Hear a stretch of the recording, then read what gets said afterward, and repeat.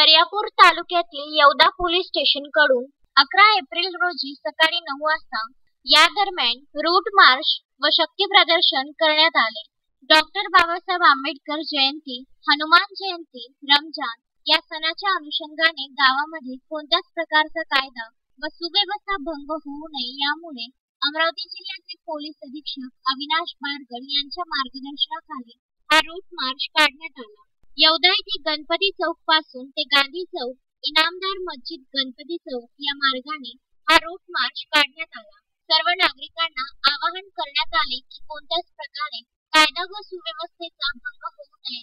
दर्यापूर येथील उपविभागीय पोलीस अधिकारी नायडू यांच्या मार्गदर्शनाखाली येवदा पोलीस स्टेशनचे ठाणेदार आशिष चेत्रे, पोलीस कर्मचारी ज्ञानेश्वर आवडते, अर्जुन मुंडे, सुधाकर चव्हाण उपस्थित होते.